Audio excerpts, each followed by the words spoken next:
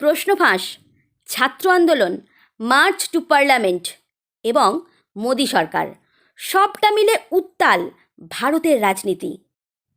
ধাপে ধাপে দেখে নেব এর মধ্যে কতটা দুধ আর কতটা জল। সময়টা 1997 সাল।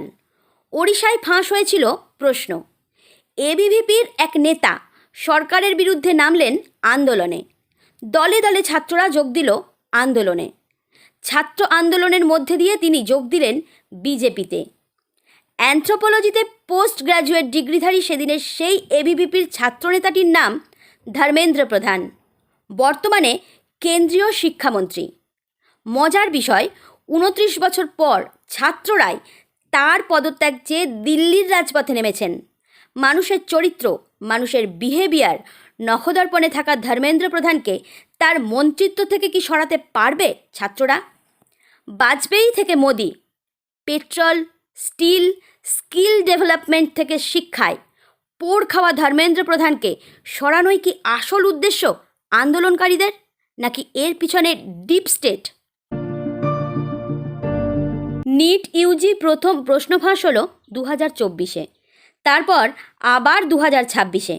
ক্ষতিগ্রস্ত হলো 2.2 মিলিয়ন পড়ুয়া। নতুন করে পরীক্ষা নেওয়া হয়েছে, সুষ্ঠুভাবেই নেওয়া হয়েছে, আর কোনো প্রশ্ন ফাঁস হয়নি। তবুও আন্দোলন চলছে কেন?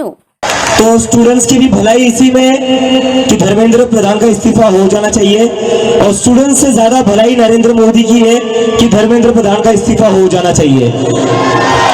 अगर धर्मेंद्र प्रधान का इस्तीफा नहीं होता है तो कहीं ना कहीं नरेंद्र मोदी जी की कुर्सी पर भी सवाल उठेगा फिर। So I again request the Prime Minister of India, Mr. Narendra Modi, please sack Dharmendra Pradhan. If you don't sack Dharmendra Pradhan, the youth will ask for your resignation. তাহলে কি প্রশ্ন ফাঁস বিরোধী আন্দোলন উপলক্ষ? তাহলে আসল লক্ষ্য আলাদা? দুবার প্রশ্ন ফাঁস হয়েছে। সময় নষ্ট, ক্যারিয়ারের ক্ষতি, পরিশ্রমের জলাঞ্জলি সবটাই ভোগ করেছে নিট ইউজি পরীক্ষার্থীরা। এটা ধ্রুব সত্য। কিন্তু সত্যকে নিয়ে কি বৃহত্তর ষড়যন্ত্রের নাটক বর্তমানে মঞ্চস্থ হচ্ছে দিল্লির রাজপথে?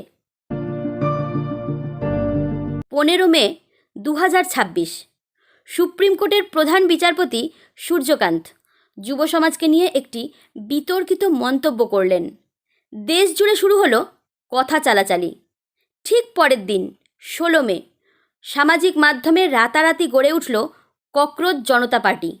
কারণ যুব সমাজকে ককরোচ বা প্যারাসাইট বলেছেন বিচারপতি। অনলাইন প্ল্যাটফর্মে ককরোচ জনতা পার্টি গঠন করলেন অভিজিৎ ডিপকে। কে এই 30 বছর বয়সী অভিজিৎ? ভারতের ছেলে, কিন্তু থাকেন বিদেশে। ভারতে নয়, বোস্টন ইউনিভার্সিটি থেকে পাবলিক রিলেশন পড়েছেন। সম্ভবত ভারতে থাকা কিংবা ভারতে পড়াশোনা করা তার না পছন্দ। কারণ অঢেল টাকা, বিত্তশালী সমাজের প্রতিনিধি তিনি। বর্তমানে তিনি ফিরেছেন ভারতে। এবার নেমেছেন ভারতের আম ছাত্রছাত্রীদের অধিকার পাইয়ে দিতে। সূর্যকান্তের বিরুদ্ধে জনমত গঠন করতে কাজ শুরু করল ককরোচ জনতা পার্টি। কিন্তু ইস্যু হয়ে গেল প্রশ্ন ফাঁস। প্রশ্ন ফাঁস বিরোধী আন্দোলন নেমে এলো পথে। দাবি তোলা হলো মন্ত্রীর পদত্যাগ। একই দাবিতে সমাজকর্মী সোনাম ওয়াংচুক শুরু করলেন অনশন। তার শারীরিক অবস্থার অবনতি হলো। 18 জুলাই তাকে ভর্তি করা হলো দিল্লির সাফদারজং হাসপাতালে। 20 জুলাই মার্চ টু পার্লামেন্টের ডাক দিল আরশোলারা। ঝুলি থেকে বেরোলো বেড়াল। মাঠে নামল কংগ্রেস। গ্রেপ্তার হলেন রাহুল, প্রিয়াঙ্কা। বিশৃঙ্খল অবস্থা হলো দিল্লিতে। একে অপরের বিরুদ্ধে শুরু হলো দোষারোপ। আন্না হাজারের আন্দোলন হাইজ্যাক করেছিল অরবিন্দ কেজরিওয়াল। গঠন হয়েছিল আম আদমি পার্টি।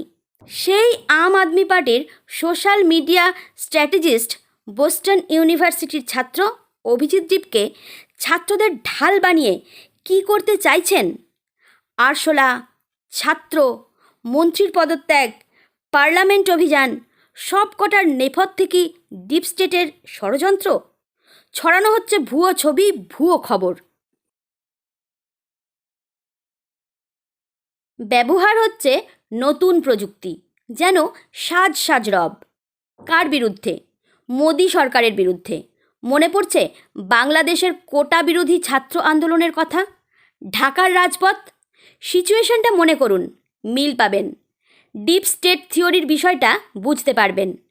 এরপর ব্যাক ফুটে চলে যাবে প্রশ্ন ফাঁস, পিছু হটবে ছাত্ররা, রাস চলে যাবে আড়ালের খেলোয়াড়ের হাতে।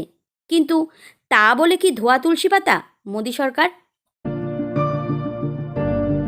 আন্দোলনের ফলে সরকার নিশ্চিতভাবে বিব্রত। সামনে এসেছেন প্রধানমন্ত্রী মোদি, বিবৃতি দিয়েছেন। অভিজিৎ দীপকে, আরশোলা, ডিপ স্টেট, ষড়যন্ত্র, গান্ধী পরিবার, সোনাম ওয়াংচুকের বাইরে রয়েছে আসল ফ্যাক্ট। আসল বিষয়টার সঙ্গে জড়িয়ে রয়েছে লক্ষ লক্ষ সাধারণ পড়ুয়া, যুবক যুবতীদের ভবিষ্যৎ। তাদের জীবন ভবিষ্যৎ নিয়ে ছিনিমিনি খেলা বন্ধ করতে হবে। প্রশ্ন ফাঁস আটকানো, পড়ুয়াদের ভবিষ্যতের দায়িত্ব সরকারের, মোদি সরকারের। কেন্দ্রীয় শিক্ষামন্ত্রী প্রশ্ন ফাঁস করেননি, মোদিও না। ধর্মেন্দ্র প্রধান পদত্যাগ করলে রাতারাতি গোটা সিস্টেম পাল্টে যাবে না, কিন্তু যা যা করলে গোটা সিস্টেম পাল্টায় তার গুরুদায়িত্ব মোদি সরকারকেই নিতে হবে। ভালোর কৃতিত্বও যেমন একা মোদিই নেন, তেমনি সিস্টেম পাল্টানোর দায়িত্ব একা তার ঘাড়েই বর্তায়। এই রকম আরও খবর দেখতে সাবস্ক্রাইব করুন রাজনীতি বাংলা। আপনার সাপোর্ট আমাদের মেরুদণ্ড।